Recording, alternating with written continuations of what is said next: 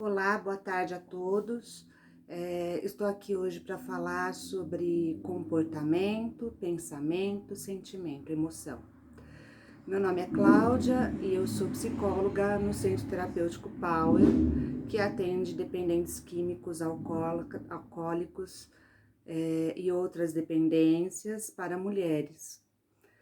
Hoje o nosso assunto vai ser baseado e direcionado não só apenas para o dependente químico, mas para as pessoas que convivem com os dependentes químicos, seus familiares, amigos, enfim, sua rede de apoio.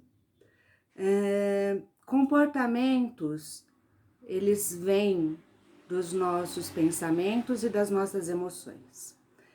Pensamentos e emoções estão localizadas numa parte nossa abstrata, que é a nossa mente. O nosso cérebro, ele é a parte física, a parte que nós conhecemos, né, fisicamente, que muitas vezes a gente confunde como a parte que nos comanda, mas na verdade quem nos comanda é a nossa mente. Quando nós sentimos, por exemplo, raiva, que é uma emoção que existe em todo ser humano, o nosso sentimento, né, o nosso sentir, pode nos fazer agir de uma forma equivocada. Se nós permitimos que esse sentimento, que essa emoção nos domine. Quem assistiu o filme Divertidamente, tem lá claramente essa questão exposta das emoções que nos permeiam, as emoções básicas, e as outras emoções que nós vamos adquirindo ao longo da nossa vida. É importante que nós nos conheçamos, principalmente aquelas pessoas que lidam com a dependência de qualquer forma. Hoje nós temos mais de 70 tipos de dependência. A gente se foca muito apenas na dependência química e na dependência alcoólica, mas nós temos muitos tipos de dependência. E hoje a principal delas, né, a que está mais em voga aí, é a dependência do celular, das redes sociais. É uma coisa que inconscientemente a gente não percebe, a gente acha que é bom, que nos diverte, que eu posso saber da vida do outro, né? E para quem assistiu um vídeo, eu vou falar agora especificamente para quem está num grupo de apoio nosso, das pacientes que estão lá no centro terapêutico.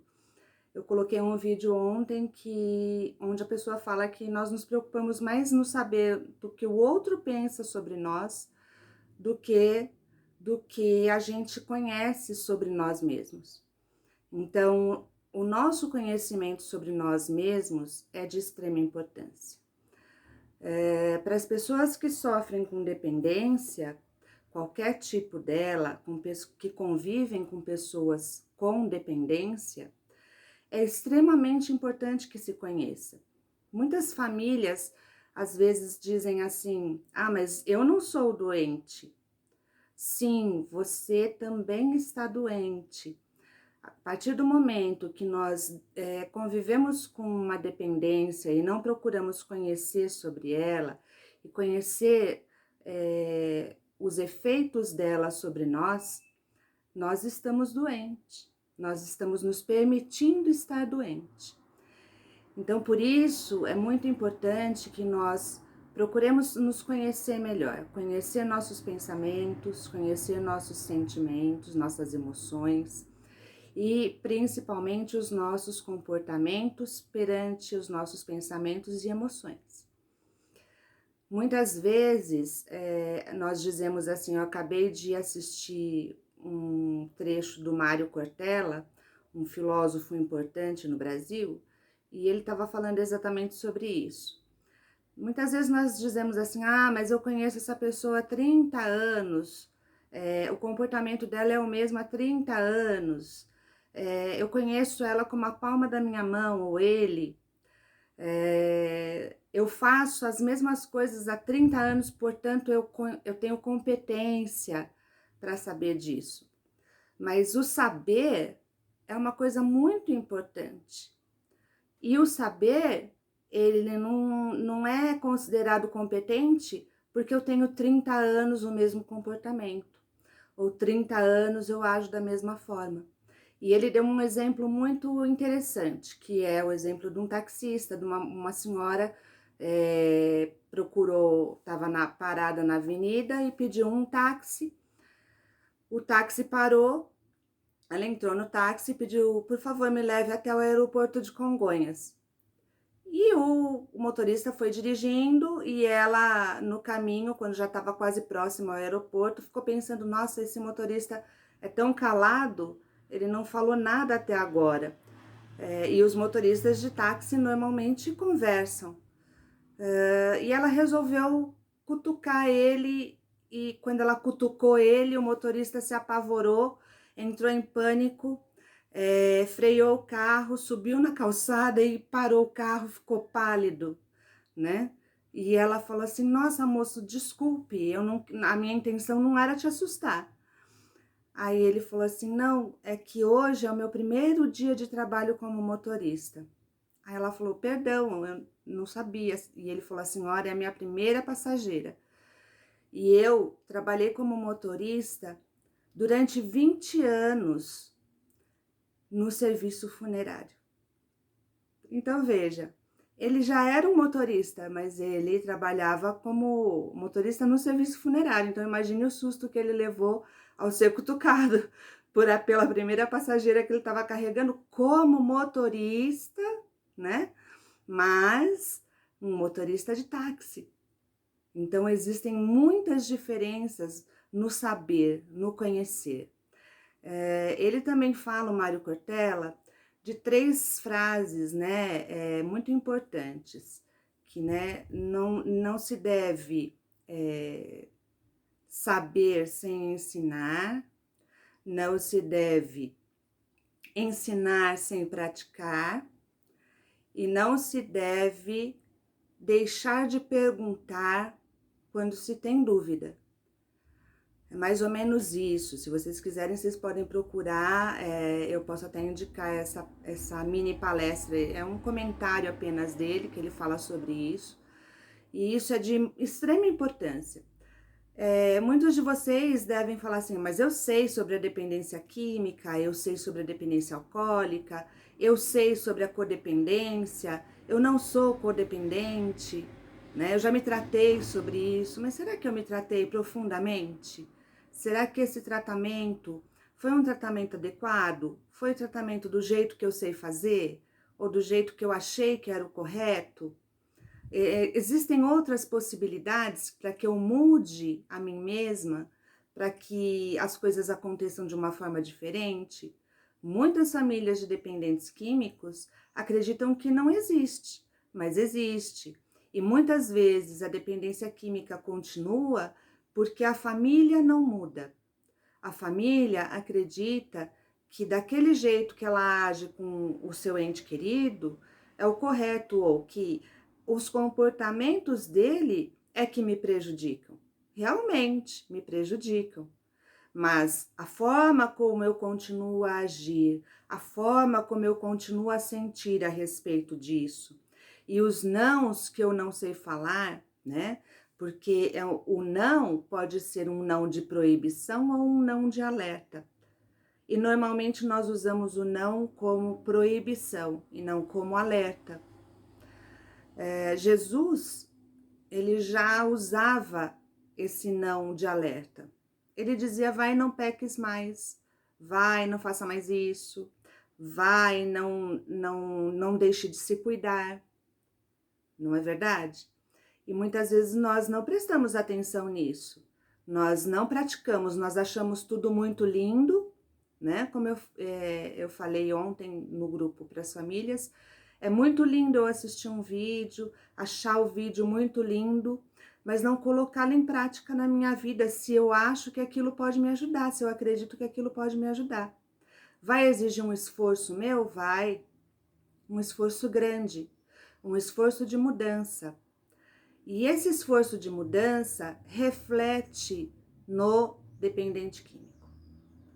Porque o dependente químico, ele tem um tempo para ele tem momentos para refletir sobre ele, e ele consegue fazer mudanças Mas quando as mudanças não são reconhecidas, os meus entes queridos continuam no passado e não fizeram mudanças neles próprios, eu não vou conseguir olhar e enxergar a mudança que está sendo feita. É aquilo que eu preciso dizer para o meu filho, ou para minha esposa, ou para minha irmã, enfim, para quem vive comigo e tem algum tipo de dependência, ou até mesmo algum tipo de doença relativa à saúde mental.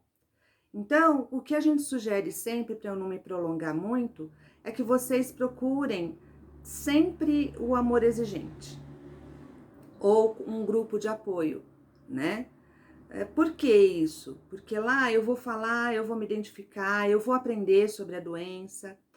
No Amor Exigente, especificamente, que é um grupo de apoio fundado pelo Padre Haroldo, que trouxe dos Estados Unidos esse tipo de grupo de apoio, né? E hoje a presidente desse grupo é a Dona Mara, né?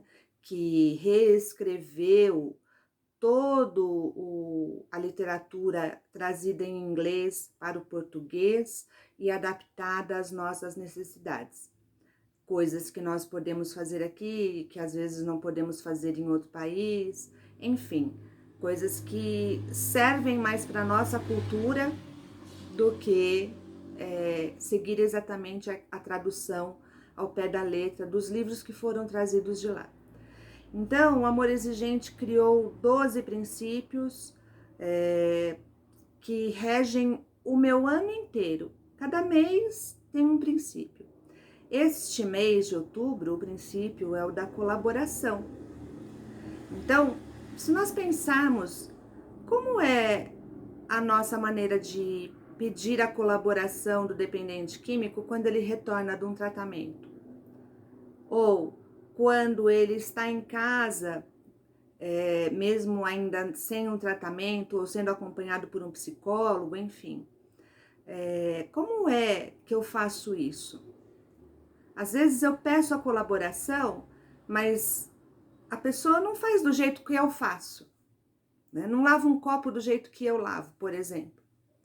Aí eu vou lá e falo assim, não, isso aqui tá tudo errado, você não sabe fazer. Veja aí, olha, as expectativas que eu crio, né? Como é que estão as minhas emoções, o medo de que não dê certo, o medo de que eu fale alguma coisa. Às vezes as pessoas falam, nossa, tá lindo, maravilhoso, mas não tá, né? E eu não consigo falar aquele não de alerta. Olha, não é assim que se lava. Eu vou te ensinar, eu vou procurar te ajudar.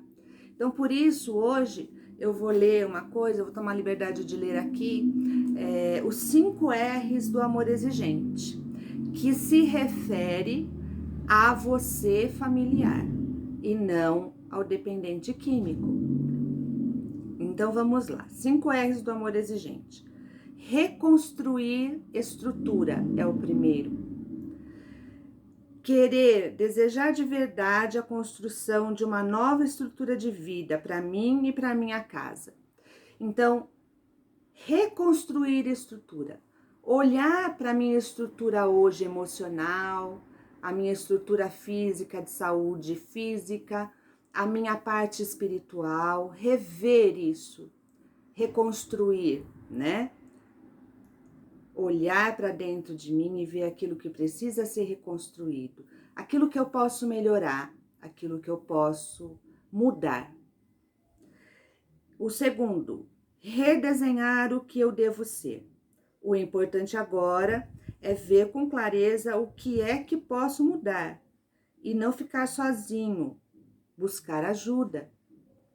Às vezes, nós enxergamos aquilo que nós precisamos mudar e aquilo que nós podemos mudar. Mas às vezes a gente ainda está tão envolvido naquela situação, naquele problema, naquela dificuldade, que nós não pedimos ajuda, né? Nós não buscamos auxílio especializado. E na dependência química, esse auxílio, essa ajuda é de extrema importância. Essa ajuda eu vou buscar nos psicólogos, nos terapeutas, nos grupos, enfim. Eu vou partilhar aquilo que eu sinto, eu vou partilhar a minha dificuldade, não a dificuldade do outro. Porque a gente tem muito o hábito de olhar para o outro e esquecer de olhar para nós. Seja de uma forma boa ou seja de uma forma ruim. Nós temos este hábito. As redes sociais hoje nos incentivam muito a fazer isso. Olhar para o outro e esquecer de mim. Aí vocês vão dizer, ah, mas olhar para o outro não é bom? É bom, é bom. Né? Quando nós vamos ajudar, quando nós temos condição de ajudar, quando nós estamos no nosso equilíbrio para ajudar. Quando nós não estamos, nós podemos até prejudicar. Quando nós guardamos ressentimentos dentro de nós, nós estamos nos tornando pessoas tóxicas e não estamos nos vendo. E isso é muito comum acontecer. Não é privilégio ou um comportamento apenas das pessoas que sofrem com a dependência, que convivem com a dependência ou com a saúde mental, com a doença saúde mental. É uma coisa que acontece com todo ser humano. Nós temos essa tendência. Por quê? Porque é mais fácil ver no outro do que ver em mim. Porque se eu vejo em mim, eu tenho que consertar, eu tenho que ajudar, me ajudar, eu tenho que rever, eu tenho que reconstruir, não é? O terceiro, redefinir como me relacionar. Depois da análise demorada sobre o desejo de ser uma nova pessoa, procurar distinguir os comportamentos que não posso mudar, daqueles que com coragem e sabedoria modificarei. Bom, isso é fácil da gente identificar, né? A oração da serenidade. Deus, conceda-me serenidade para aceitar as coisas que eu não posso modificar, coragem para modificar aquelas que eu posso e a sabedoria para reconhecer a diferença. O que eu não posso modificar? O comportamento do outro. A emoção que o outro está sentindo naquele momento. E lembre, o que você sente não foi causado pelo outro. O que você sente é o que você mantém dentro de você, porque você não avalia, você não analisa, você não para pensar. Nós agimos normalmente no impulso daquela emoção. Aquela emoção nos toma e nós agimos no impulso. Então isso é uma coisa que nós podemos mudar em nós, mas nós não podemos mudar no outro, né? O quarto, restabelecer meus limites. Igualmente necessário é começar a agir sem machucar ou ser machucado. Limite é uma demarcação que mostra até onde quero ir ou sou capaz de chegar. Muitas vezes a gente diz assim, ah, mas eu sou tão boa. Eu sou boa para os outros, mas para mim, não sou.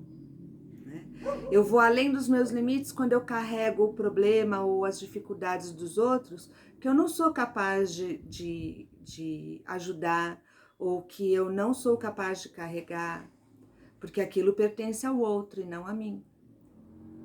Então, olha aí uma outra coisa para a gente colocar limites. Tem muitas pessoas que falam assim, Jesus falou isso, né? Larga tudo que você tem e me segue, né?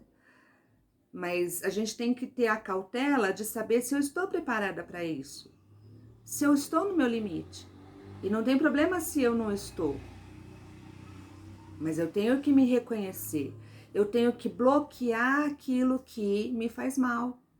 Bloquear aquilo que, por exemplo, muitos familiares fazem, que é viver a vida do dependente químico, né? Fazer tudo por ele. Pagar, quando ele está internado, pagar todas as contas, resolver todos os problemas, acariciá-lo e depois, quando ele chega em casa, cobrá-lo de uma série de coisas, ou porque eu me sobrecarreguei com aquela série de coisas que eu tentei resolver para o meu ente querido, né? Quando ele chega em casa, eu jogo tudo, exponho tudo aquilo que está guardado em cima de mim, que está pesando em cima de mim. Isso é um comportamento que eu posso mudar, não é verdade? Se eu me colocar limites, se eu souber até onde ir. E isso não é prejudicar o meu ente querido, não é deixar de amar, né?